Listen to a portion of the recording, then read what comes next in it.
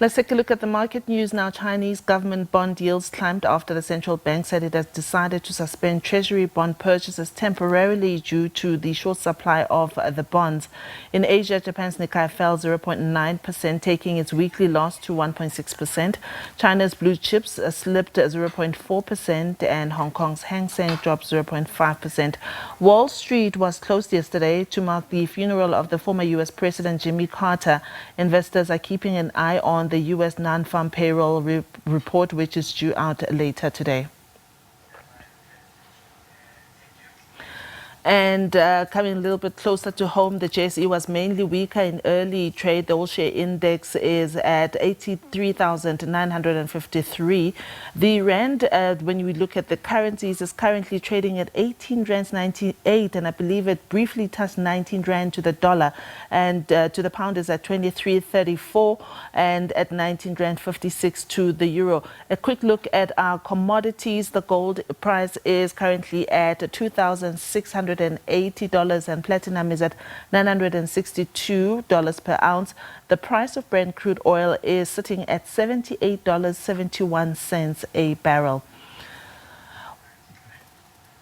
Warwick Lucas from Vunani Securities, not a stranger to the show, definitely will make sense of the markets for us today. Warwick, thank you so much. Welcome back, and thank you so much for always being with us on a Friday. First of all, before maybe we even wrap the week and throw forward to the year ahead, the rand, currently at 18 rands 96, I believe, currently, and very weak. What's driving it? Could it be dollar strength,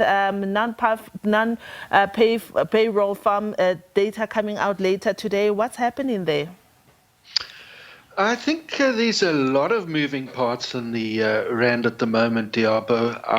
I would obviously point out dollar strength, but that is a fairly universal problem, and that's driven by the process of the state saying, well, we're going to implement a whole lot of tariffs. And that whatever country implements tariffs tends to enjoy currency strength if they're on the right side of that, which the States certainly is. So if we then benchmark the rand against other major currencies, such as the euro and sterling, well, I mean, the rand has been pretty strong against them over the last year. In the last couple of months, it's been very, very weak. So the next thing I would tend to, as a rand analyst, say is, right, okay, how is the rand doing against commodities?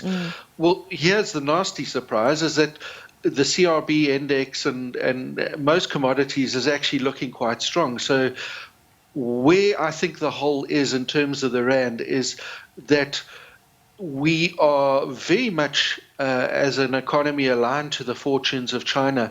And right now, the Chinese economy, despite their protestations to the contrary, does not look that great. And I think more and more we need to look externally at where these rand drivers are at the moment, because the rest is all in place. Our monetary policy, I should say, is pretty tight. It's defensive of the rand. Inflation is in check. There's no crazy policy actions intended that I can see. So I'm guessing that this is a China hangover for the rand. Yeah. When we bring it a little bit closer to home, we have touched the 19 rand mark before, but dynamics were quite different. Even the monetary policies was quite different at that time, and everything came tumbling down. Should it now continue to go to 19 rand, as someone would think at home, what would be the prognosis? What would things look like if it stayed there for much longer, the weakness? Well, I don't think it's going to break any particular channel per se. At the end of the day, what the rand really needs is a stable rand rather than a weak one or a strong one. And of course, the dollar, being a currency that's very much contrarian to the rest of the world, can tend to sort of aggravate that position.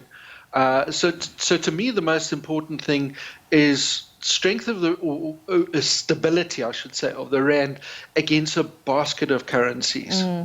All right. Warwick, won't you just wrap the year ahead for us? We ended the year with a lot of green shoots, things looking up a little bit when you looked at interest rates, etc. Electricity price, electricity security really getting better. When you look at the year ahead as Vunani Securities, how do you see 2025 and what are the major things that we should be looking out for? So I think in terms of international markets, it was an excellent year. I mean, it was an excellent year in South Africa as well. And looking forward, I mean, there's still basically some reasonable valuations. Sure, we bounced off the bottom, but that doesn't mean it's any kind of time to just go and sell and bank profits. I think there's a lot that can happen in the trending part of a bull market, and I think we can still make some ground there, but it's going to be a lot harder work. And in the case of South Africa, I think we need to see some policy progress. We need to see that there is place for the SARB to cut rates, and I think there is some, and we should see some of that coming through. There will be a meeting within the next month or so, I believe. So that's what we need to see. Obviously, our cost of capital is very, very expensive, and we need to make concrete strides to keep restoring confidence in our capital markets, especially since global markets are quite nervous and bad-tempered in their ways. I mean, especially with China looking positively deflationary, we as a small open economy need to actually navigate these waters intelligently and have a national narrative that is pushing the right directive to attract capital to our markets. Warwick, always a great pleasure speaking to you and helping us understand the intricacies of what's driving the markets. Warwick Lucas is from Vunani Securities and he was our market commentator.